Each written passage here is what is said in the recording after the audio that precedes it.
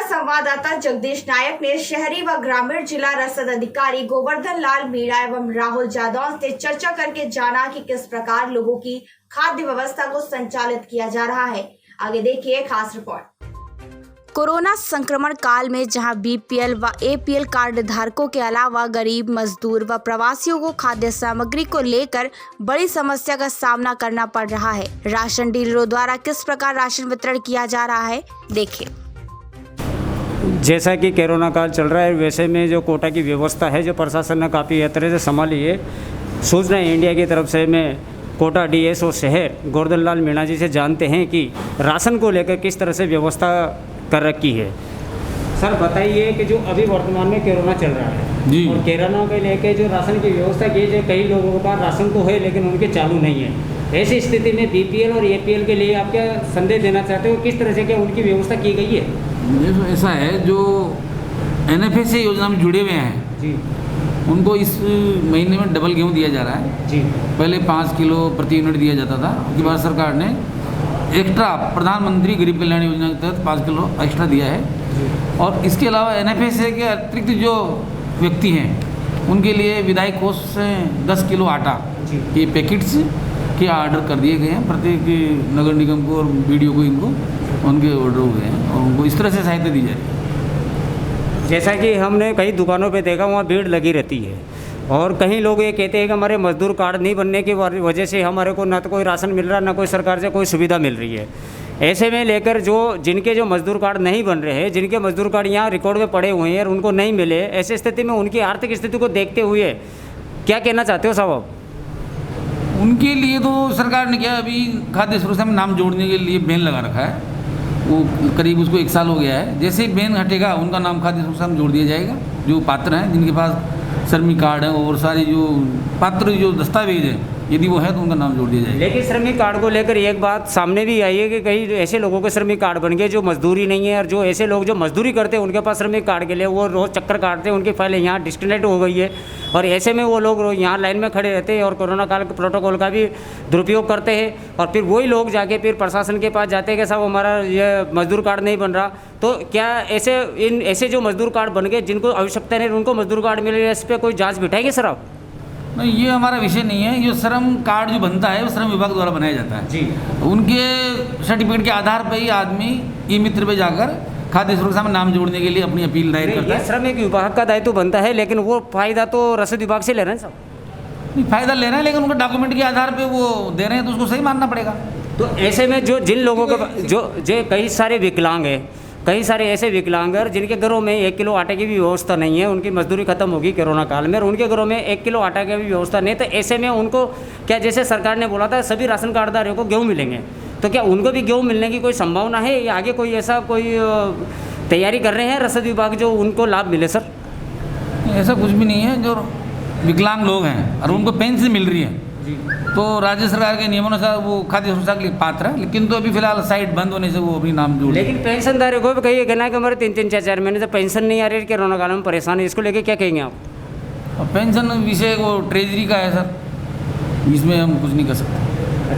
तो रसद अधिकारी ने बताया कि इस चीज़ को, ये सारा काम प्रशासन का है, लेकिन फिर भी मैं ये जानना चाहूँगा कि जो आगे जो अपने रसद जो दुकानें हैं, जो डीलर है, इन पे जो भीड़ लगती है और वो किस तरह से उनका प्रोटोकॉल का उपयोग करें, इसको लेकर क्या संदेश देना चाहते हैं आप? इसके लिए मैं यही संदेश दूंगा कि सभी जो उपभोक्ता जो राशन डीलर के पास अपना गेहूँ लेने के लिए आते हैं तो उनको ये नहीं सोचना चाहिए कि भी कोरोना समाप्त हो गया है। कोरोना के लिए उनको जागरूक रहना चाहिए, सोशल डिस्टेंसिंग अपनानी चाहिए, मास्क लगाना चाहिए, सैनिटाइजर का उपयोग करना चाहिए। और इसके लिए हमने समस्त डीलरों को खुद को भी यहाँ से हमने वो मास्क उपलब्ध कराए हैं। जैसा कि कल अनलॉक की तैयारी है, तो कल अनलॉक को लेकर आप किस तरह से व्यवस्था जमाएंगे लोगों की राशन को लेकर? तो अनलॉक होने के बाद भी वही दुकान के कब तक चलेगी, कब तक, कितने महीने तक आप फ्री में गेहूँ देंगे इनको? नहीं, ये अभी सरकार ने 2 महीने का दिया है जी।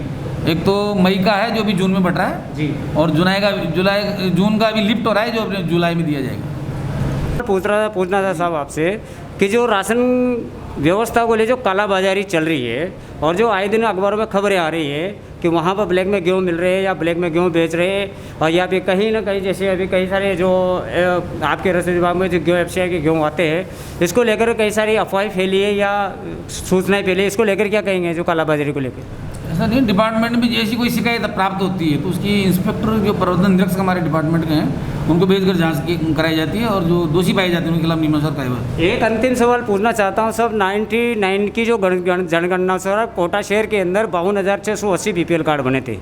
उन 52,680 बीपीएल कार्ड में से 25,000 बीपीएल कार्डों को राहत मिल रही है, बाकी को नहीं मिल रही। इसको लेकर क्या कहेंगे आप? क्या ऐसी कोई सूचना आपके पास है? दूसरी बात, रसद विभाग द्वारा जो माननीय राजस्थान सरकार की 2013 योजना के तहत जो इनको 70 हज़ार रुपये की जो राशि मिली थी बीपीएल धारकों को, लेकिन उन बीपीएल धारकों को तो राशि मिली नहीं। तो ये बीपीएल राशि जैसो 3 करोड़ 10 लाख की राशि, 23 करोड़ 10 लाख की जो राशि गई है, इसके लेकर कोई प्रसंज्ञान में आया आपका ऐसा का मामला? रही यार आया तो क्या उस पर कोई काम कर रही है रसद विभाग?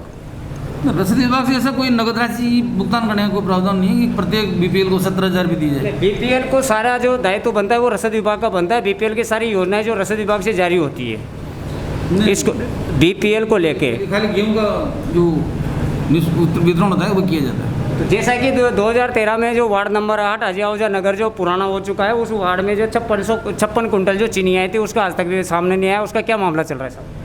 ये प्रकरण अभी मेरे ध्यान में नहीं है। जैसा कि रसद विभाग ने बताया, रसद अधिकारी ने बताया हमारे को कि इस प्रकरण हमारी नज़र में नहीं है, लेकिन वो काफ़ी मामला हाईलाइट हुआ था। आगे देखते हैं कि रसद विभाग किस तरह से गरीबों तक अनाज पहुंचाने की तैयारी करता है। जैसा कि हम बेटे रसद विभाग में ग्रामीण रसद अधिकारी से हम पूछते हैं कि ग्रामीण में इस कोरोना काल को लेकर राशन को वितरित को लेकर किस तरह से व्यवस्थाएं की गई, किस तरह से कोरोना प्रोटोकॉल का पालन करने के लिए दिशा निर्देश दिए हैं, जानते हैं हम डीएसओ साहब से। बताइए सर।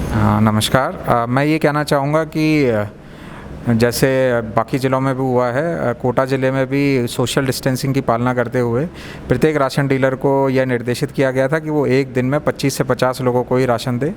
अगर भीड़ लगती है तो कोरोना के बढ़ने की संभावना रहती है, इसलिए हमने इसको कोरोना के संक्रमण को रोकने के लिए पहले ही निर्देश दे दिए थे कि एक दिन में 50 लोगों से ज़्यादा राशन नहीं देंगे वो।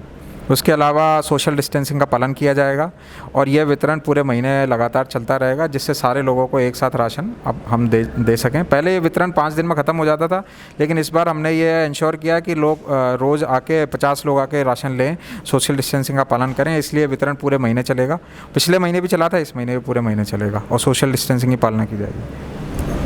जैसा कि हम जानते हैं कि खबरें आ रही है, अखबारों में पढ़ते हैं कई लोग जो वंचित रह जाए, जिनको राशन नहीं मिल पा रहा है, कई सारे खबरें आती है कि हमारे को राशन होने के बावजूद हमें गेहूँ वितरित नहीं किया। ऐसों को लेकर जो वंचित है ऐसे परिवारों को लेकर क्या कहना चाहेंगे सर आप?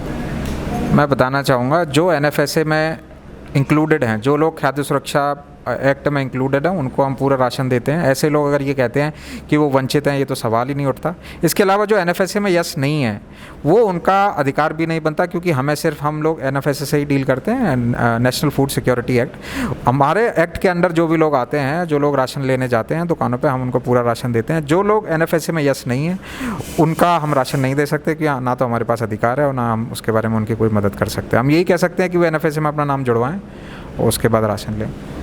जैसा कि कई बार न्यूज़ में भी आया, अखबारों में पढ़ा कि जिसके पास 10 बीघा से कम ज़मीन है वो चयनित क्षेत्र में वैसे भी आता है, उनके पास राशन कार्ड होने के बाद उनको इस चयनित क्षेत्र में शामिल नहीं किया गया। तो ऐसे कई लोग कहते हैं, और यहाँ जिला कलेक्टर साहब के पास भी आते हैं, साहब हमारे पास 10 बीघा कम ज़मीन है, 10 बीघा, और हमारे पास कोई रोज़गारी की व्यवस्था नहीं है, लेकिन हमें आज तक भी हमारा राशन कार्ड चालू नहीं हुआ।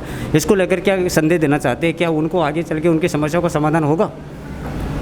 देखो, मैं आप सबसे ये बताना चाहूँगा, पूरे राजस्थान की जनसंख्या लगभग 7 करोड़ है। इसमें से सेंट्रल गवर्नमेंट हमें अर्बन क्षेत्र में 53% और ग्रामीण क्षेत्र में 69% लोगों को ही NFSA में एक्ट में जोड़ने के लिए कहती है, और उसी का राशन हमें मिलता है। अब राजस्थान में अगर 69% और 53% का रेशो लिया जाए, तो राजस्थान में 7 करोड़ के हिसाब से लाभार्थी होने चाहिए 4 करोड़, लेकिन राजस्थान में अभी का फिगर ये है कि यही संख्या 4 करोड़ 40 लाख के आसपास है। मतलब ये है कि 4 करोड़ लोगों का खर्चा केंद्र सरकार उठा रही है। 40 लाख लोगों का खर्चा जो कि अनर्गल जुड़े हुए हैं, उनका खर्चा हमारी राज्य सरकार उठा रही है। तो सबसे पहले मैं तो ये आग्रह करना चाहूँगा कि वो लोग हटें, और अगर इस तरह की खबरें हैं, अगर इस तरह के कोई कॉन्क्रीट एविडेंस हैं कि भाई वास्तव में लोगों के नहीं जुड़ रहे हैं या इस तरह के लोग वास्तव में दुखी हैं, तो वो हमारे सामने आ जाएं, और अगर मान लो हमसे जो भी मदद बनेगी हम करेंगे। इस तरह की कि यार राशन नहीं मिल रहा है या राशन ये वंचित रहे, ये मुझे नहीं लगता इस तरह की कोई संभावना है।